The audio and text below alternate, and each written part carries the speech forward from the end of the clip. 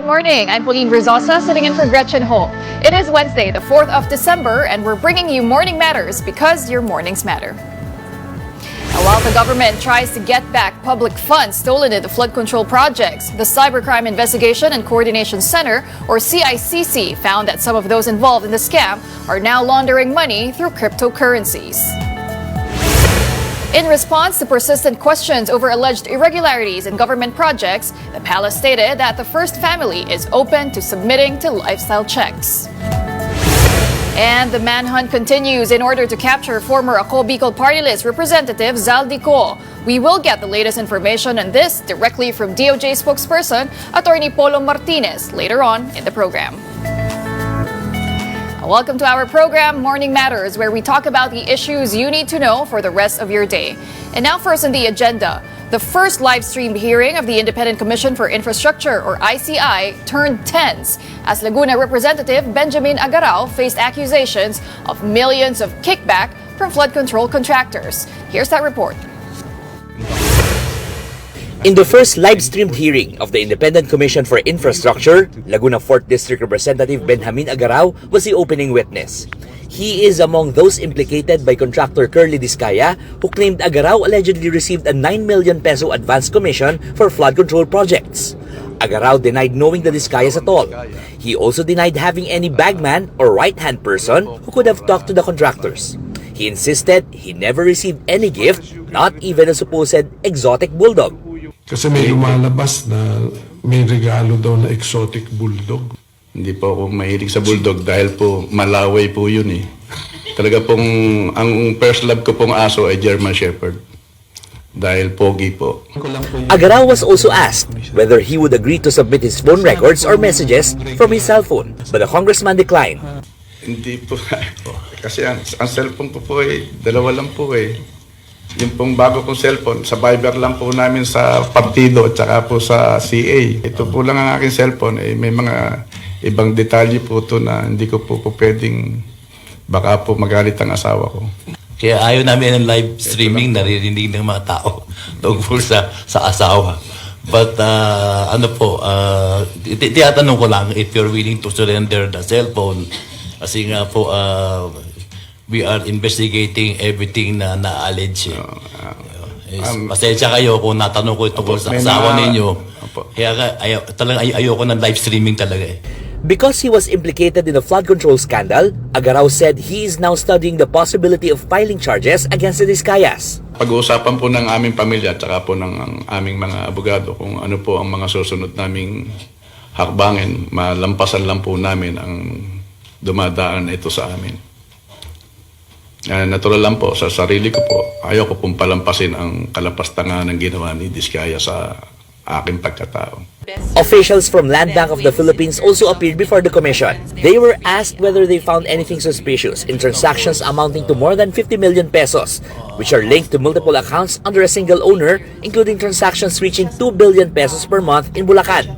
But Land Bank refrained from giving further details, citing possible violations of the bank secrecy law.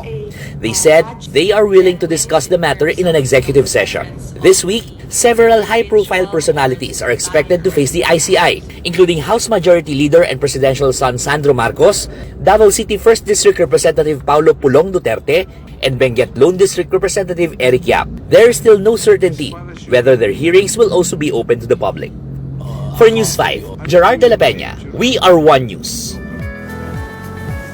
Well, meantime, the Cybercrime Investigation and Coordination Center, or CICC, said that some personalities linked to the flood control scam are now laundering large sums of money through cryptocurrencies. CICC Acting Executive Director Undersecretary Aboy Paraiso told One News' Storycon that these individuals are using nominal people, code wallets, and offshore exchanges to hide the money, with some even bypassing the local ban on Binance through VPNs. He added that the investigators began detecting unusually large cryptocurrency transactions, including amounts of 50 million pesos in early October. The CICC is working with local regulators and international agencies to trace transfers and to freeze assets abroad, but jurisdictional gaps remain a challenge. We monitored several chatters asking for exorbitant amounts of USDTs. One-time transactions na 50 million or bigger, doon natin na-detect if they're laundering the money. And now in other news, the palace said that the first family is open to undergo lifestyle checks as questions persist over alleged irregularities in government projects. Maricel Halili has that report. A lifestyle check for House Majority Leader Sandro Marcos. For Malacanang, it's not something to worry about. It's even welcome. At least that's according to Palace Press Officer Claire Castro, who said President Bongbong Marcos himself had read a report from the Philippine Center for Investigative Journalism, which showed his son got the most amount of allocable funds from 2023 to 2025. PCIJ had referred to these allocables as the modern pork barrel. But while she couldn't speak for House Majority Leader Sandro, Castro highlighted how he had submitted himself to the Independent Commission for Infrastructure willingly. Siya po ang nagboluntaryo. Kung ano man po ang issue sa kanya, siya mismo ang pupunta sa ICI para maimbestigan po siya. Bigyan lamang po siya ng date para po magkaroon ng tamang schedule. But here's one thing Castro wanted prompt action on. The report by the Commission on Audit stating there's still over 14 million pesos in uncollected foreign travel expenses by the Office of the President as of December 2024. Apparently, the OP has been covering other agencies' foreign trips. Castro clarified that more than half of that amount have already been collected. Collection letters were already issued in April and May 2025. Of the said amount, 7,887,555.64 or 55% were already collected to date. The OP consistently monitors the outstanding bills through monthly aging report and sending of collection demand letters. The palace also appealed to Senate to hasten the passage of the 2026 national budget. This is in response to Senate Finance Committee Chair Sherwin Gatchalian saying that with all the things they needed to study, next year's budget might not be in time. Dapat bilisan na pag-aaral. Ayaw po ng Pangulo ng reenacted budget. Alam po natin yan. So hanggat maaari, bilis-bilisan natin, although kahit tapos na yung kapos ang panahon, sana po mas mapabilis natin. And as far as the Pogo investigation is concerned, Castro also reported that per latest info from the Department of Interior and Local Government, Cassandra Ong is still in the Philippines. Ong is one of the personalities wanted for qualified human trafficking due to the raided Pogo operations in Porac, Pampanga. The palace is now appealing for help from the public to capture Ong. Kung sino man din po sa mga kababayan natin ang makakakita kay Cassandra Ong, ipagbigay alam din po agad sa ating law enforcement agencies para pa magampanan din po ang pagsiserve ng warrant of arrest sa kanya. For News 5, Maricel Halili, We Are One News. Cavite Representative Kiko Barzaga has deleted the social media post that triggered his 60-day suspension, complying with the House's 24-hour ultimatum. The 24 Facebook posts cited by the Ethics Committee, including lewd images and displays of wealth, are no longer visible as of Tuesday evening. Barzaga was suspended after 249 lawmakers voted to adopt the committee's report, which called his post conduct unbefitting of a House member. He will lose his salary and allowances during the suspension. The ethics complaint filed by National Unity Party members cited inappropriate and misleading posts. Don't go away. We still have more stories right after this break. Keep it here on One News.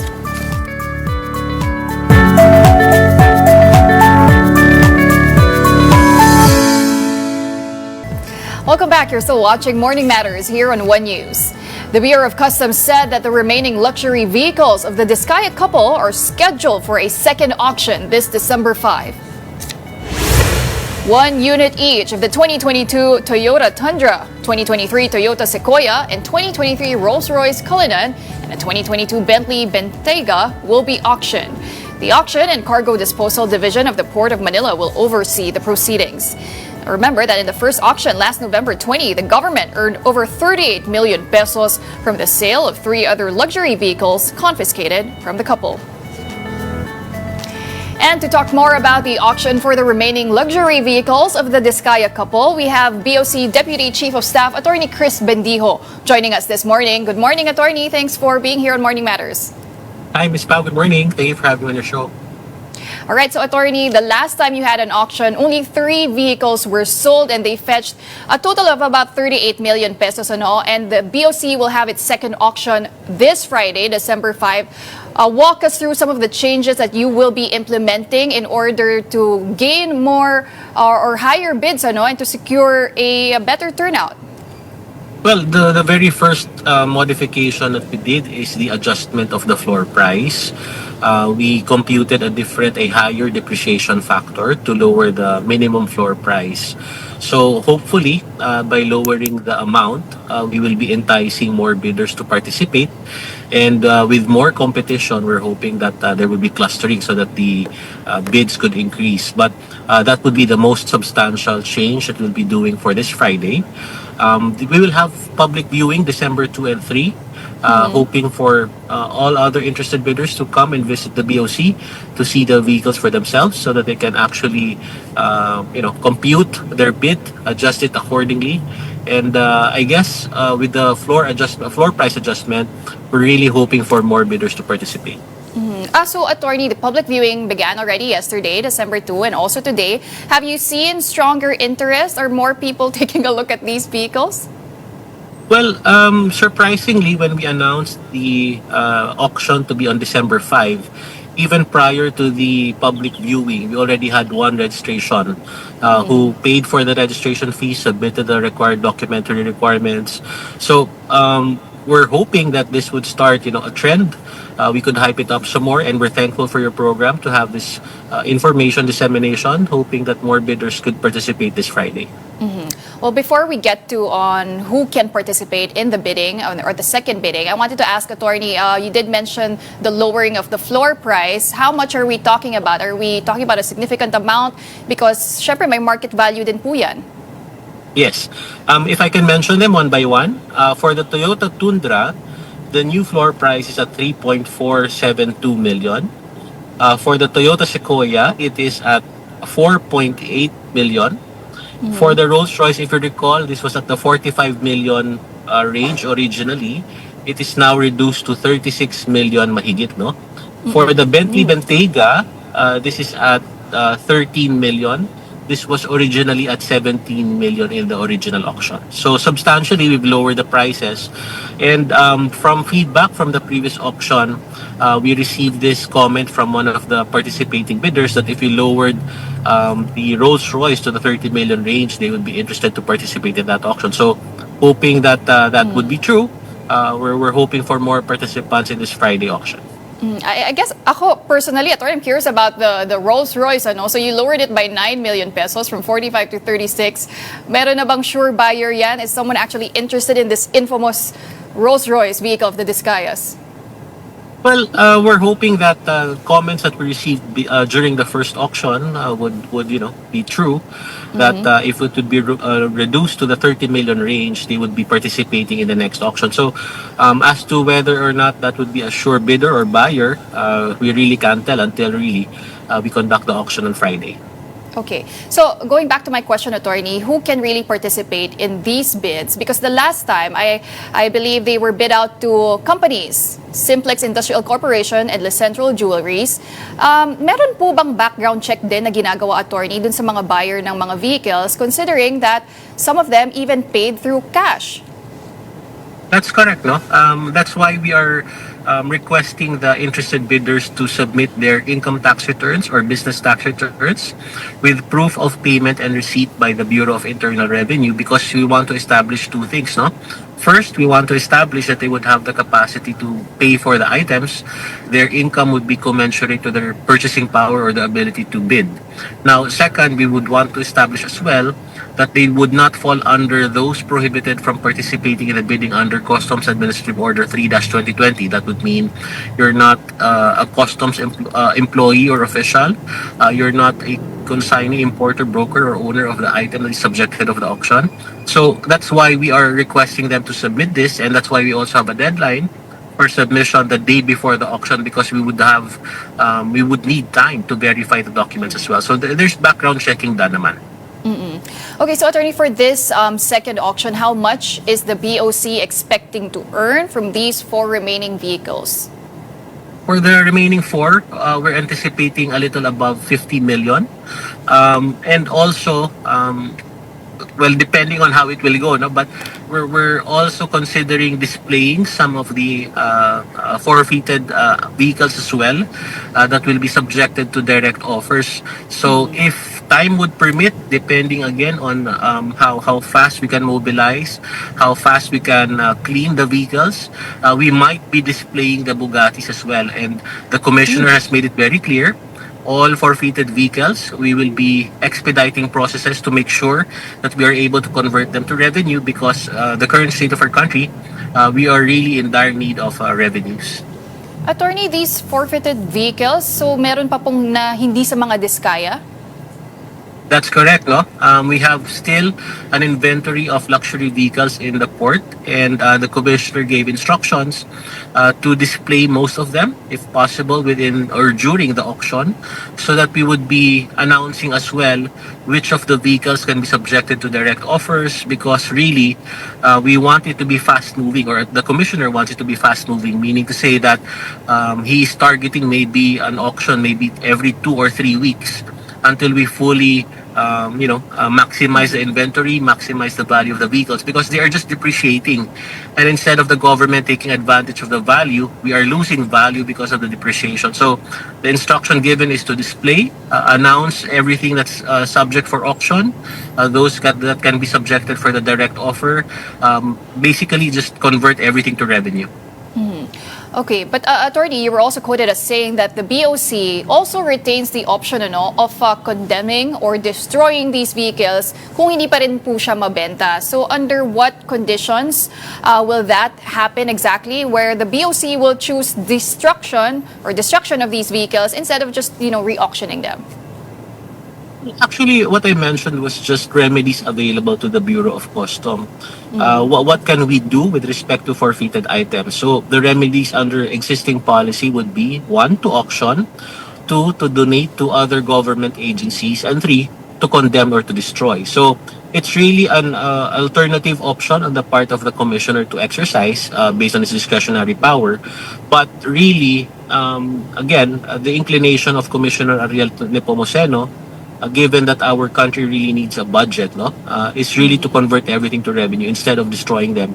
Of course, the nature of the vehicles, it would also be inappropriate for us to donate it to other government agencies, So we cannot donate luxury vehicles, sports cars to other government entities, because it would be inappropriate for them to use them as well. So we're really limited to auction and direct offer. While that condemnation is available, the inclination of Commissioner Ariel is not to exercise this power. May timeline po ba yun, attorney? So how long will you be willing to accept direct bids or yung possible donation nga rin before ultimately yung condemnation? Well, under the existing policy, we have to subject the items to 2 biddings at the minimum. So if there would be 2 failed biddings, that's the only instance that the Bureau of Customs is allowed to entertain and consider direct offers. But even if we consider direct offers, that does not mean that we are not allowed to exercise other functions or other remedies. And even if we consider the direct offer, the commissioner would still have the power to consider whether or not it's acceptable, to entertain other offers. There are still processes for that. So that's the only instance that direct offers can happen if there is already 2 failed biddings. Attorney, I want to go back to the root of the problem, kung bakit nakapasok nga itong mga vehicles din ng mga diskayas. And based on the BOC's investigation, I understand that customs officials found that the import entries of these 7 particular vehicles bore questionable certificates of payment. What's being done to address that, attorney? Well, first, we had to suspend what they called a temporary or provisional release. Before, when they imported vehicles, they would be allowed a temporary release even without the ATRIC. The ATRIC is the Authority to Release Imported Goods issued by the Bureau of Internal Revenue. So immediately, the commissioner suspended that. So right now, if you want to import vehicles, you have to wait for the ATRIG before you can release it at the customs. Now, with respect to the LTO, we have a joint TWG already working on streamlining the process because it appears that there were some certificates of payment which appeared to have been forged or fraudulent, and yet it was registered by the LTO. So there's a TWG ongoing. We are strengthening our partnership with the LTO. The good thing is that Assistant Secretary Marcos Lacanela and Commissioner Ariel Pomosano are good friends. And the communication is very easy with the LTO now. So we're strengthening our partnership. We're strengthening our processes. We're making sure that the certificates of payment are authentic. And we are also putting in place other measures limiting the officers of the BOC who can transmit certificates of payment and inclusion of all material data in the single the SAD document. No? So these are measures that would make it more difficult to import vehicles and misdeclare them or misclassify them. So kumbaga mas mahigpit na talaga, attorney. But going back to the seizure of assets, the BIR has also issued a notice of restraint and levy directing you, the BOC, to turn over the remaining properties of the Discayas. Ano? Attorney, meron po bang conflicting mandates ngayon between agencies when it comes to asset recovery, and how are you navigating that? There's no conflict, no. With respect to the jurisdiction of the Bureau of Customs, it is limited to those that would undergo importation process, and if there would be deficiencies in that process. On the part of the Bureau of Internal Revenue, their perspective is with respect to tax deficiencies, perhaps the ITR deficiencies, no. So there is really no conflict there. As to how we harmonize it, during the TWG meeting in the ICI, actually the other day, we had this subgrouping, no, of entities that would be concentrating on asset recovery, and the BOC was tasked to chair that committee. So we are creating this subcommittee under the TWG, and we will be making sure that our processes are harmonized. We do not overlap one another. We do not have redundancies. There will be policies in place, and there will be another meeting for that purpose. So again, to make sure that we have a very efficient and effective process. Okay, attorney, on other matters, BOC recently launched itong a new portal called Isumbong kay Commissioner. How exactly will this improve the way complaints are handled, attorney, no? Because recently lang din, naglabas ng listahan yung ARTA at kasama po ang BOC sa top 10 most complained agencies in the government. First of all, this was really inspired by what the president started. Having that ability to directly communicate with the head of the agency is a very empowering feature for our stakeholders. And to be candid about it, the commissioner is very hands-on with respect to this project. He wants to monitor all verifiable complaints that would go through this portal. Now, how we handle this, we have allocated, I think, more than 28 individuals from the Bureau of Customs, not to mention focal persons for each office that might be subject of a complaint, to make sure that all complaints are handled efficiently and in a very timely manner. No? So, very hands-on ang ating commissioner patungkol dito. Now, with respect to the ARTA issue, it's not something to be proud of, no? But if you look at the numbers, I think we're at the bottom 10. So, I think that I take that as a small victory. We're improving. Hopefully, with more processes like this, we can improve some more. Attorney, finally, my last question. What if the complaints involve sensitive issues such as corruption or irregular practices within the BOC? Can the public expect that this will lead to actual action from the BOC, from the commissioner? Definitely. Every complaint, every actionable complaint will be treated with confidentiality. If there is verifiable document that would be or evidence that would be best, we can assure you that it will be acted upon. And assuming we move forward, no, assuming there would be administrative or criminal cases to be filed in relation to the complaints raised through this portal, that would also be posted in the website. Again, the direction of Commissioner Ariel Pomosano is full transparency. So complaints with respect to admin matters, criminal with respect to graft, bribery, etc., that will also be posted in our website eventually. All right. Well, thank you very much for joining us this morning. I know you're mobile, attorney, but thanks for stopping and taking the time to talk to us. That was BOC Deputy Chief of Staff Attorney Chris Bendijo. Thank you. Good morning. Do stay tuned. Morning Matters will be back after the short break.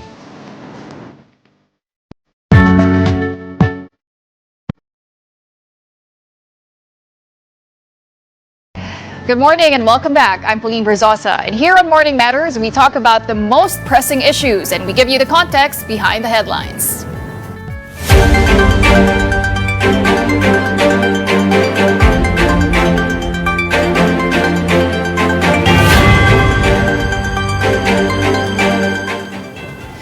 NBI agents have raided 2 condominium units in BGC owned by fugitive former Congressman Zaldico. The units were inspected by the NBI's Organized and Transnational Crime Division with assistance from the Philippine Competition Commission. Investigators say they were looking for records tied to supposed budget insertions, collusion, and kickbacks. Only cause lawyers were present during the operation.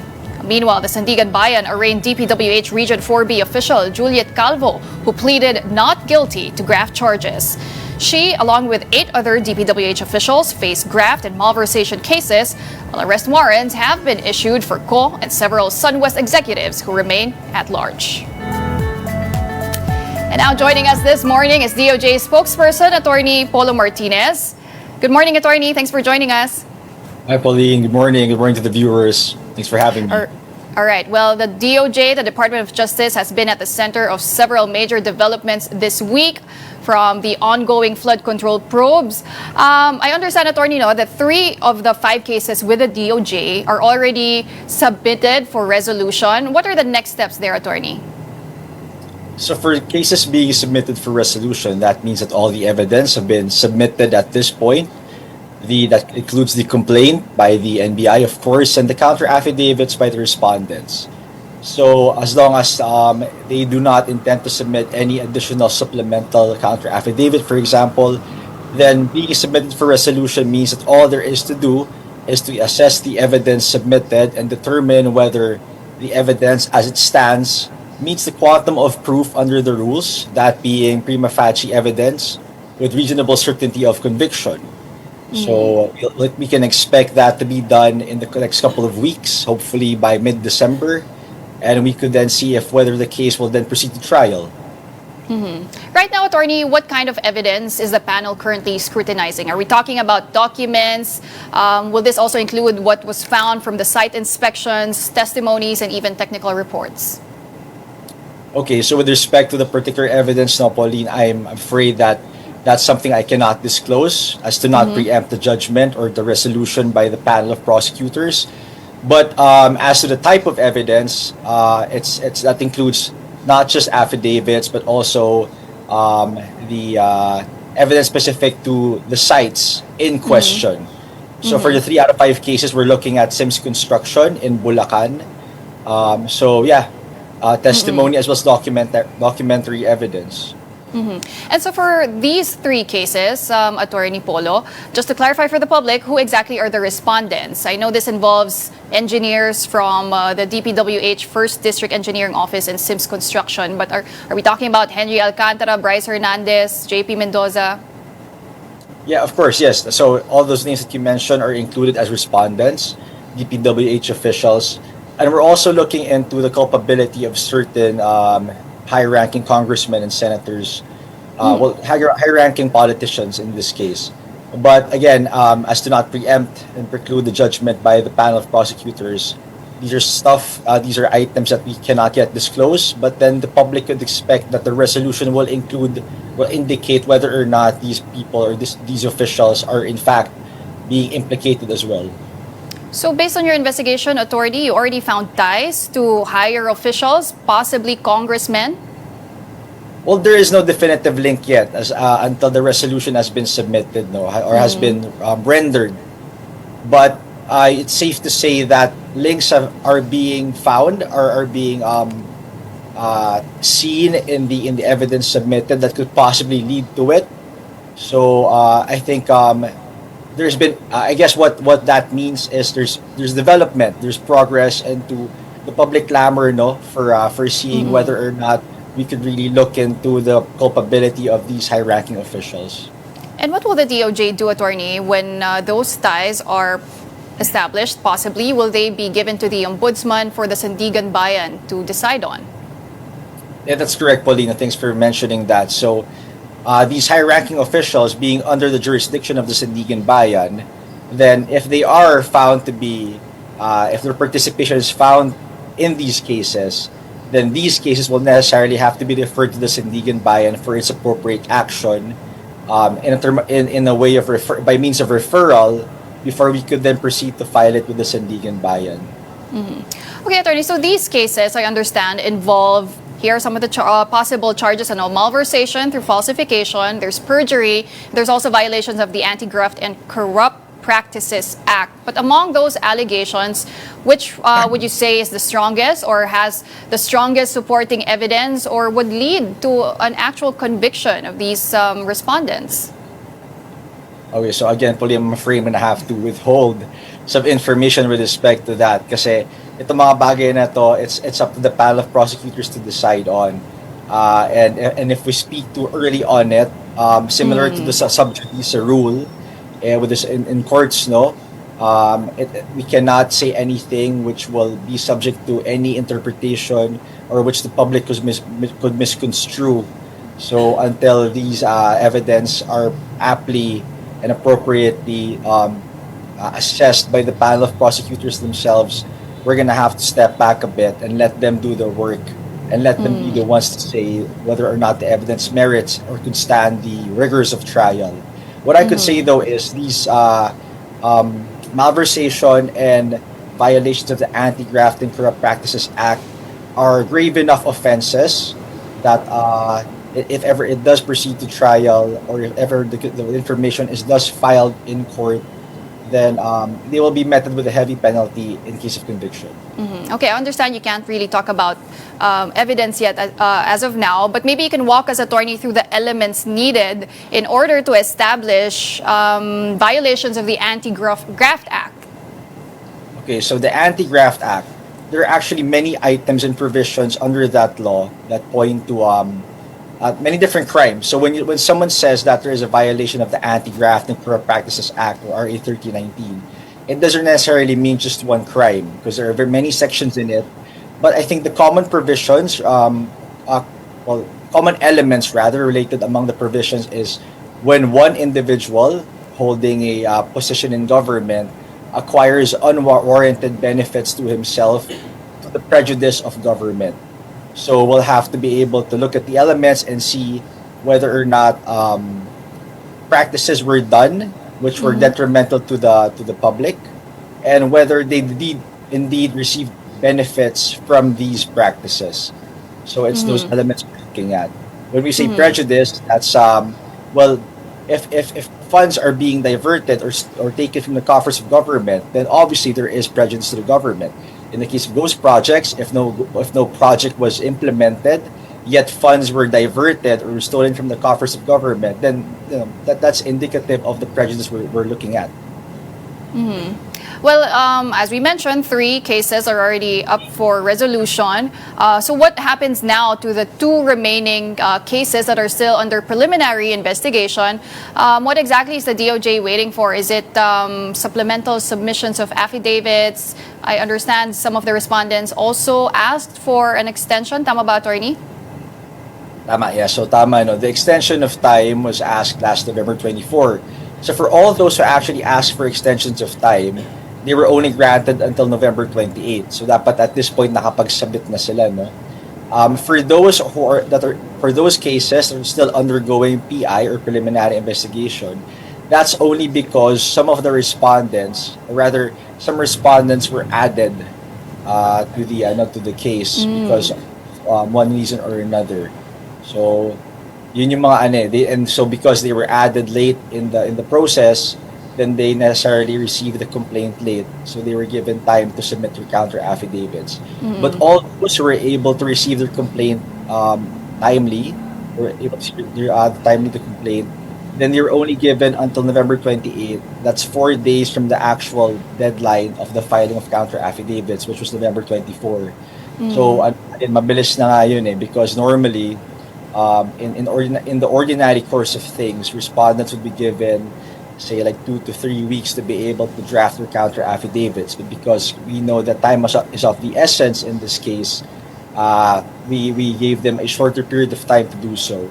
So lahat ng nabigyan ng time to submit or whose motions for extension were granted were only given that short period of time. Attorney, can you disclose sino-sino po itong mga humingi ng extension? Marami yan, Pauline. So, and it's different per case. So remember that these 5 cases, even though na may mga common correspondence siya, they're not all the same. And the number is also not the same. So sa 5 na yan, one case, for example, would have 6 respondents. And then another case would have as many as 20. So it depends kasi on the particular type of facts and circumstances that's particular to every case. But like I said earlier, these 5 cases, and we remember that these 5 cases were the same cases referred back to us by the Ombudsman, in which we were deputized. The DOJ was deputized to conduct preliminary investigation. So iba-iba yan, but they all relate to the Sims construction in Bulacan. And we're also looking at more charges. Attorney, I wanted to get an update on the applications before the Witness Protection Program who are still currently under evaluation to become state witnesses. So what we know so far is that there are 2 individuals who are provisionally admitted to the program, in which they are granted provisional benefits under the WPP, or the Witness Protection Benefit Security Act, which is the law. That is Engineer Henry Alcantara and Yusek Bernardo. And as we know, recent development is that Engineer Henry Alcantara had already surrendered or returned 110 million of the funds that he had admitted to have taken from the coffers of government as part of the terms and conditions of his memorandum of agreement with the DOJ or the WPP. So ito na yung sinasabi nating restitution, as part of the conditions. Per attorney, is that more likely that they will become state witnesses because they are complying already with that requirement of restitution? No. So whether or not it's likely is uncertain at this point, because we have to understand that the restitution is only one of many conditions under the memorandum of agreement. So unless they do comply sa mga ibang tungkulin nila dun sa MOA or the conditions set out, then it's too early to say whether or not they will be admitted talaga as state witnesses. But they are covered witnesses. I think it's important to make that distinction, not just because you're provisionally covered by the MOA or by the terms of the WPP benefits, doesn't necessarily mean that you will be ultimately admitted as a state witness at the end of it all. So it's not that. And even if you are admitted as state witness, one thing we want to make clear is wala tayong blanket immunity. Any immunity that will be granted to these individuals who will comply with restitution are only immune insofar as the amount that they return is concerned. So, kunwari, let's say you return the amount, but then you also have pending charges of tax evasion filed by the BIR, then you are not immune from those suits because those pertain to taxes you owe the government and not necessarily just the amount that you took from the treasury. Okay, so Alcantara and Bernardo are now provisionally admitted to the WPP. What benefits do that entail? What's given to them as covered witnesses? So it's numerous benefits, a number of benefits there. I think the most important, and I think what the public should take notice of, is the protection lang. That means protection not just like security protection, but also physical protection of their family members as well, who may be subject to threats. And currently, they also pending suits cannot be filed against them again in relation to the amount that they just returned. But also we have to take note that the amount that Henry Alcantara, the amount that he returned, is only it's only a partial amount as of now. The 110 is not the total amount yet, and we're still determining just how much he's actually supposed to return, no, and whether or not he can still get those still. Well, Attorney, I understand also that the ICI recently held a technical working group meeting with other agencies. Kasama na po ang DOJ, also with the BOC, BIR, DPWH, among others. Can you tell us exactly what role the DOJ is playing there? And when it comes to asset recovery as well, how aggressive is the DOJ acting on that? Well, one thing we have to take note is asset recovery is not the primary task. Then it doesn't fall under the mandate of the DOJ insofar as investigation is concerned. Ang pag-asset recovery lang na ginagawa ng DOJ is in relation to the witness protection program, wherein we could stipulate restitution as one of the elements, or one of the conditions rather, in the memorandum of agreement. So I think asset recovery falls under the jurisdiction of the AMLAC, the Anti-Money Laundering Council. And any freeze order they may file correspondingly with the appropriate, the Court of Appeals. Based on the evidence that they have currently. I think, as I've mentioned before, it's important to make distinctions between the jurisdictions and mandate of the ICI, the Ombudsman, and the DOJ, so that the people don't get frustrated. When let's say words like asset recovery or phrases like that are brought up. We first ask, ano ba ang trabaho ng DOJ with respect to this particular goal? Okay, then we know that it's only in relation to the restitution, which they could stipulate as a provision in the MOA. Other than that, AMLAC, being the more having a more technical mandate, would be more in charge of being able to further this particular goal with the means and capacity and the resources that they have. Okay, Attorney, so let's talk about timelines. How soon can the public expect updates on the pending arrest warrants? I mean, I'm sure all our government agencies know that that people are getting impatient, right? Public trust is at an all-time low. So when can we expect arrest warrants or even possibly mga makukulong? Tama po ba na may makukulong na po by Christmas? So we're malapit na kami sa goal na yan, since that's the timeline we're working with. I think that's one thing people have to remember. Also, in comparison kasi sa timeline that's provided under the rules, we actually are given a lot more time under the rules to be able to resolve these cases. In fact, under the rules sinasabi na 60 days, but because we understand the public clamor and the time is of the essence, we are doing everything we can to expedite these cases so that by mid-December, we could then file the case in court. And pag-file namin ang kaso in court, the information filed in court could then compel the judge to issue the corresponding warrant of arrest. And the warrant of arrest will then be the first step into acquiring jurisdiction over these persons. And then we could then proceed to trial and see if conviction is warranted under the evidence submitted. So we're doing everything we can, aggressively, in fact. Well, speaking of arrest warrants, there's already one out for former Congressman Zaldico, and yet his Philippine passport remains active because the DFA says it has not received a court order just yet. I understand this is a matter with the courts, but explain to us, Attorney Polo, what does the court need to establish before canceling a passport, considering that the accused already has an arrest warrant?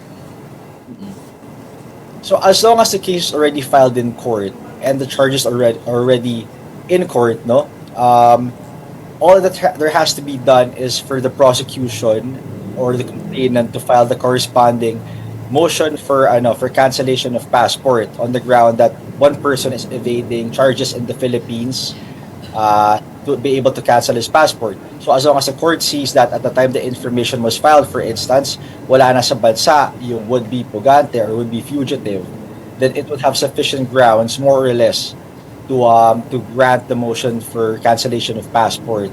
Again, but this is something up to the courts to decide. It's a case-to-case basis, and it depends on the particular facts and circumstances with respect to a certain case and with respect to a certain individual.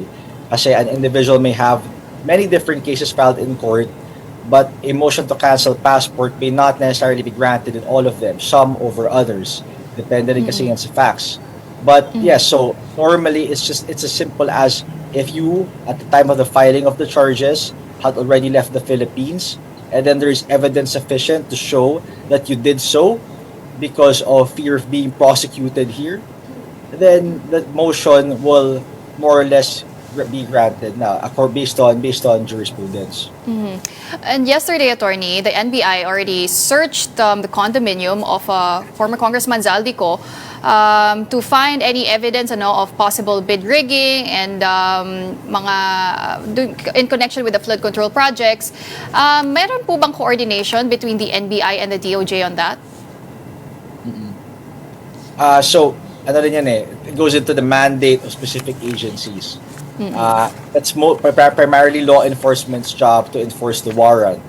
The DOJ's job with respect to any arrest implemented is only to be able to supervise the seizure of items if indeed some exist pursuant to, for example, a search warrant that is also implemented. So, hintayin, the coordination will come in once the NBI does file once the NBI transfers the evidence to the proper prosecution panel or team in charge of the case. And finally, for my last question, attorney, you previously said that in the case of Congressman Zaldico, the DOJ is still gathering proper evidence, but you're, quote, getting there. Now, at this stage, are you confident with what you have? Because on the other side, you have his legal counsel, Attorney Rondain, saying he's confident that there will be nothing to implicate his client and the burden is on the prosecution to prove Congressman Co's guilt. First, Eda, let's make it clear, tama naman si Attorney Rondain and any respondent for that matter that the burden of proof will always be with the prosecution. Whether or not definitive na makapagsampa kami ng kaso, I'm afraid I cannot speak on behalf of the prosecutors in charge of these cases. But what I can say definitively is that we have more evidence now pursuant to our investigation to be able to proceed. In other words, there is development. So it's not as if that what we have now is the same as what we had a month ago or 2 months ago. There has been progress, and so our confidence has been building up. But again, before anything is rendered, before any resolution is rendered, it will be too early to speak, I'm afraid, But we're getting there, like I said. All right. Well, thank you very much for joining us this morning and for giving us your insights. That was DOJ spokesperson, Attorney Polo Martinez. Thank you. Don't go away. We still have more matters to discuss right after this break. Keep it here on One News.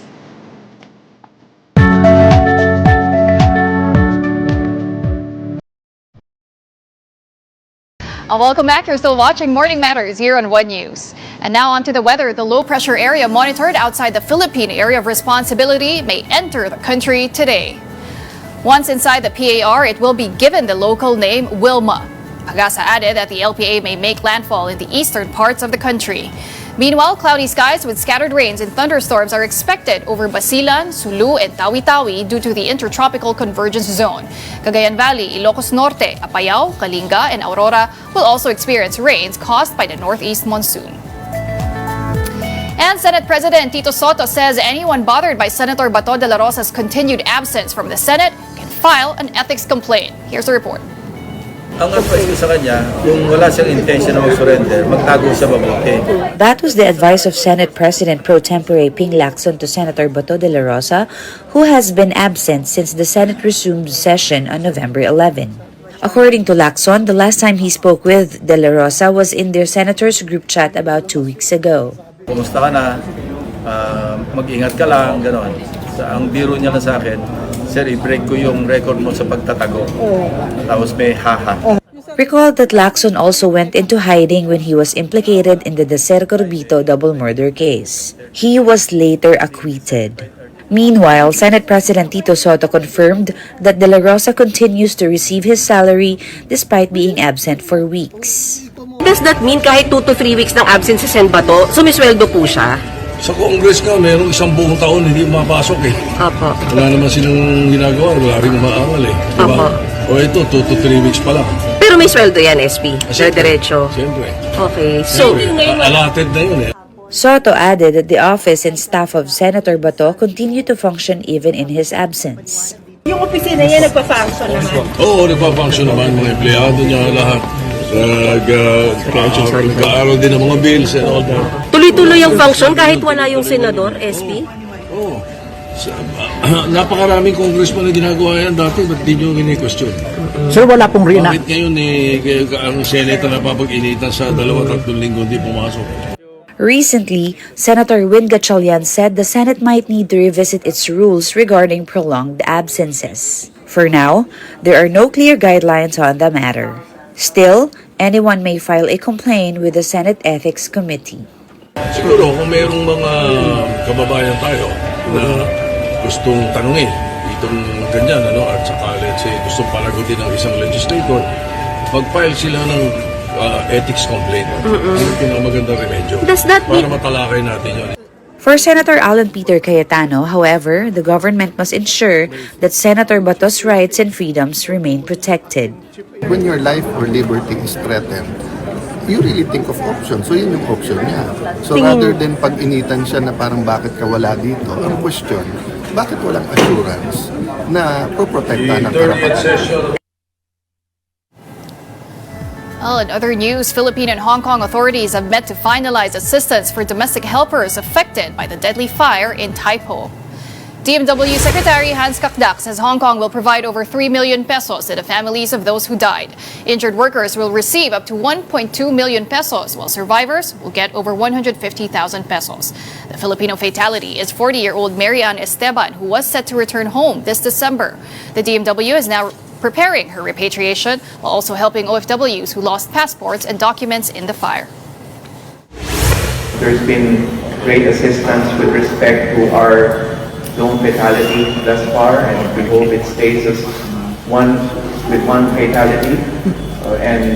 Already the family is being assisted, and very soon with the cooperation of the Hong Kong government and the Hong Kong Labor Department, her remains will be repatriated to her family. Right, and before we go today, what started as a single net on the street has now grown into a booming community. Pickleball is taking over Metro Manila, and the world is taking notice, with international delegates visiting the Philippines to learn from its grassroots rise. Mobile journalist Denise Valdez-Sancho reports.